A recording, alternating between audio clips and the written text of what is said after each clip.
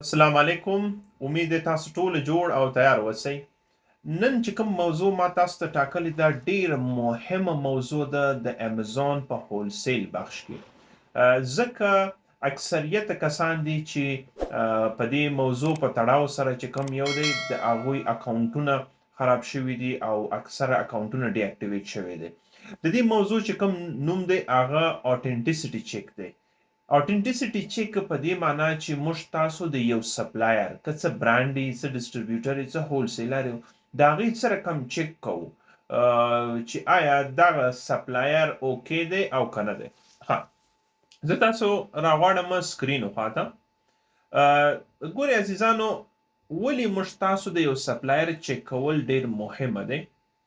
ځکه چې موږ تاسو چې کله هم د هولسیل بزنس مخکې وړو، که د یو سپلایر نه پرچیسینګ کوو، امکان لري چې د هغه انوایس د امازون ته د اعتبار وړ ونه اوسېږي. نو په دې وجې نه په آینده کې امکانات د دې شته چې زموږ ستاسو اکاونټ ډي اکټیویټ سي، یا هم که انوایس یې اوکې وي تاسو ته د لیټر آف اټرایزیشنز هغه سپلایر نه پرووایډ کوي، نو هم دا هم مشکل درلودلی سي.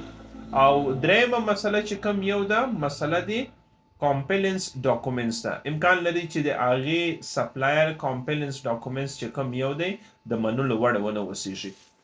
دلته زه غواړم یادوري تاسو ته وکړم چې کله هم زه د سپلایر کلمه یادوم، په دې پوه سئ چې هم برانډ، هم ډسټریبیوټر، هم هولسیلر درې سره پکې شامل دي. ها، نو د دې امکانات شتون لري. دویم، که موږ تاسو د یو سپلایر اوتنټیسټي چیک نه کو، نو دا مشکلات راتلی سي. ما اکثر وخت یعنی زما خپل داسې کیسونه ماته راغلي دي چې چا ویلي اوسي چې ما فلانکي برانډ یا ډسټریبیوټر یا هولسیلر ته پیمنټ کړی دی، خو متاسفانه ماته انوینټري چې کوم یو ده یا کوم مال دی هغه ماته امازون ته نه دی رالیږلی. یا هم داسې یو خبره سوې ده چې مثلا هاف انوینټري راستولی، یعنی دا معنا چې مثلا 100 انوینټریانې چې کوم یو دي هغوی پرچیز کړي اوسي 50 انوینټري امازون ته یا پریپ سنټر ته لیږلي او باقي چې کوم یو دی لیږلی نه اوسېږي. دا هم امکانات سره. دریم، د سپلایر نه علاوه اکثر وخت داسې کیږي چې زموږ ستاسو په د سپلای چین کې پریپ سنټر یا تھرد پارټي لوجستیک هم راتللی سي. نو داسې هم کیسز راغلي دي چې چا ویلي دي چې مثلا زما خپل انوینټري د سپلایر نه نیولې یو پریپ سنټر ته لیږلی دی او هغه پریپ سنټر چې کوم یو دی زما نه مثلا زما یو کیس لیدلی و چې چا ویلي ما پروډکټ لیږلی و چې پیک آف 2 کې، خو هغوی متاسفانه پیک آف 1 کړو او یو دانه یې ځان ته ګرځولی و.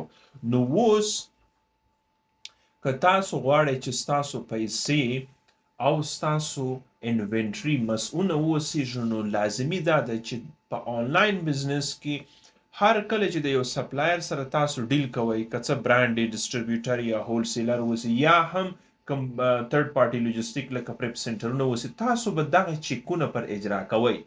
که تاسو دا چیکونه پر اجرا نه کوئ، په دې مطمئن اوسئ چې هرو مرو کم چیرته به سبا د پیسې مو چې کله نقصان وکړي یا انوینټري مو ورک سوه، بیا هغه وخت تاسو به د دې شکایت کوئ چې ولا ولې داسې یو مسله ماته راله، یا زما پیسې د لاسه یا انوینټري یا د امازون اکاونټ ته مې ایشوز راله. لومړی چک چې موږ معمولا کوو، که تاسو د امازون هولسیل بزنس مخکې وړئ او هغه په یو ایس مارکیټ کې دی، نو یاد لرئ که غواړئ مسؤونه اوسئ د دې د لحاظه چې ستاسو امازون ستاسو انوایس، لیټر آف اټرایزیشن یا کامپلنس ډاکومنټس اوکې اوسي، نو اوسنۍ زه خپله پرسنلي تاسو دا مشوره در کوم چې پرچیسینګ د برانډ نه وکړئ. ما څه چې خارجیان هم لیدلی دي، د هغوی سره از فریلانسر زه چې کله کار کوم، هغوی ما ته اوس مارکیټ کې ما یعنی شاید ډېر ډیلیوريانې کړي اوسي، 20 یا 30 تانې ډیلیوري آنلاین کړي اوسي، خو هغوی ما نه چا زما نه ډسټریبیوټر او هولسیلر نه دی غوښتی. نو زما خپل پرسنل ایکسپیرینس او دا چې ما د مختلفو غټ سیلران سره د برانډ سره پرچیسینګ وکړي، د فی الحال لپاره ډسټریبیوټر او هولسیلر اسکیپ کړي.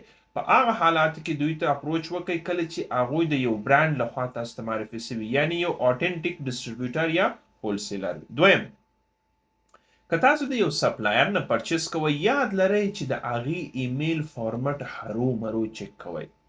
څه معنا؟ ګورئ مثلا د مثال په تور سره دا یو سپلایر دی، زه غواړم د دې نه پرچیسینګ وکړم. د دې سپلایر نوم څه شی دی؟ رومن آف پروډکټس. اوس دغه سپلایر ماته په څه شي ایمیل کړی دی؟ susan@romanofproducts. نو همیشه چې کله دوی ایمیل کوي باید په پروفیشنل ایمیل وکړي. بعضې سپلایران ما داسې لیدلي دي، اوس د مثال په طور سره همدغه امکان د دې څه چې تاسو ته داسې مثلا susan@gmail.com باندې په تا ته ایمیل وکړي. نو که داسې یو ایمیل فارمټ اوسي نو تاسو هرو مرو د هغه سپلایر نه پوښتنه وکړئ، یا زما پرسنل ایکسپیرینس تاسو د هغې برانډ سره کم اوسېږي، که ډسټریبیوټر که هولسیلر د هغې سره ډیل مه کوئ، ځکه احتمال د دې سکیم والی او ستاسو انوینټري یا مال چې کم یو دی په یو سکیم کې ولویږي. صحیح ده؟ ځکه یو څوک چې یو پروفیشنل ایمیل ویب سایټ ولري هغه هیڅ کله ټرای نه کوي چې په داسې یو ان پروفیشنل ایمیل فارمټ باندې تاسو سره رابطه وکړي. دا اوس خو صحیح ده چې زه پوه شوم، زه به د برانډ پرچیسینګ کوم او د ایمیل فارمټ به هرو مرو چې کوم دا زما خپل تجربې نه دی. بل راځي تاسو چې د یو سپلایر نه که احیانا پر یو برانډ باندې تاسو یو شک وکړئ، یا ډسټریبیوټر یا هولسیلر یا سرویس پرووایډر باندې، تاسو به هرو مرو د هغه جواز چک کوئ چې آیا د هماغه دا چې شي جواز رجسټر دی او کنه دی رجسټر. صحیح ده؟ ها اوس موږ تاسو څه رقم چک کوو؟ یو ویب سایټ په نامه د opencorporates.com. صحیح ده؟ نو دلته به تاسو څه کوئ؟ د مثال په تور سره دلته راځئ لیکئ opencorporates.com. دلته مو چې کله سرچ وکړئ دا یو آفیشل سایټ د دې کې ټول چې کوم رجسټر کمپنیانې دي دلته لیست شتون لري. صحیح ده؟ نو اوس لکه زه دغه کمپنی چې د پرامه د رومن آف پروډکټس په نامه، دا چیرته موقعیت لري دا کمپنی؟ نیویارک. سمه ده؟ نو زه دلته راځم په دې قسمت کې لیکم نیویارک، زه نیویارک سرچ کوم، ما نیویارک دلته سرچ کوي او راځم د دغه کمپنی چې کوم نوم دی، مثلا دغه نوم دی، دا زه راځم دلته سرچ کوم او دلته پیسټ کوم. اوس ما ته ګوره دلته ښکاري رومن آف پروډکټس انک په نامه. پر دې چې زه کله کلیک وکم او دلته به ما ته ښکاري چې آیا دغه کمپنی رجسټر ده او که نه ده. سمه ده؟ اوس ګوره دلته تاسو ته ښکاري چې و دا کمپنی اکټیو ده او د یو ایس سره چې شی ده رجسټر ده. نو د دې د لحاظ نه اوکې سوله. دویم چک چې موږ تاسو کوو د دې کمپنی ویب سایټ هم موږ تاسو ګورو، ویب سایټ هیستوري به ګورو چې آیا دغه کمپنی چې کوم ویب سایټ لري څومره وخت کېږي چې دا ویب سایټ جوړ شوی. نو یو سایټ دی په نامه د who.is په نامه، نو دلته راځو موږ تاسو لیکو who.is په نامه. صحیح شو؟ ها نو اوس دلته راځي د دغه ویب سایټ چې کوم نوم دی وبخښئ رومان آف پروډکټس په نامه، دا زه ویب سایټ دا زه کاپی کوم او راومې دلته څه کوم پیسټ کوم او سرچ باندې کلیک کوم. صحیح ده؟ ها ګوره دلته ما تاسو ته به ښکاري چې دا کمپنی کله کریټ شوې ده 2003 څنګه. نو یو کمپنی چې 2003 نه دی خواته کار کوي او تقریبا داسې آلموست شاوخوا 20 کاله کېږي، نو هغه د چا سره سکیم نه کوي، ډیر چانسز یې کم دی. دا نه به هم چک کولی شئ تاسو. بله مسله چې شی ده چې موږ تاسو راځو سټور فرنټ ویریفیکیشن هم کولی شو. دا څه معنی چې موږ تاسو دلته راځو د دې کمپنی ګوره دغه قسمت چې کوم عکس شتون لري دا هم موږ تاسو کولی شو چک کړو. څنګه چک کوو؟ راځو د دې پر میپ باندې کلیک کولی شو، مثلا دا د لوکیشن یې دلته شتون لري او دلته دغه قسمت چې کوم یو دی مثلا عکسونه دي د کمپنی عکس یا فوټوز چې کوم یو دی موږ تاسو کولی شو چې دلته ووینئ، یعنی دوی دغه د دوی د آفیس فیزیکل موجودیت لري. صحیح ده؟ او اگر چې زه وګورم دې خواته شتون نه لري، یعنی کمپنی دغه یوه ده. نو دې خواته زه راځم په دې قسمت کې امکان لري چې دلته د دوی یو لوحه یا شی مې دلته شتون ولري. صحیح ده؟ نو موږ تاسو کولی شئ چې دلته هم وی ګوره.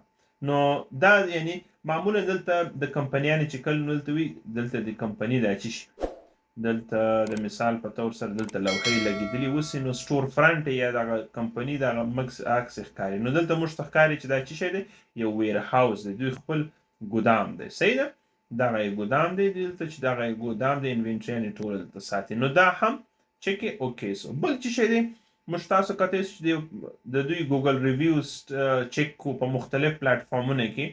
اوس د مثال په تور سره زه دلته راځم دې کمپنی تاسو کولی شئ چې ګوګل ریویوز هم چک کړئ. دا موږ تاسو چیرته چک کوو دلته وګوره خلکو نظریات ورکړي. دلته اوس ګوره تر اوسه فی الحال چا نظر نه ده ورکړی نو زیرو ښکاري.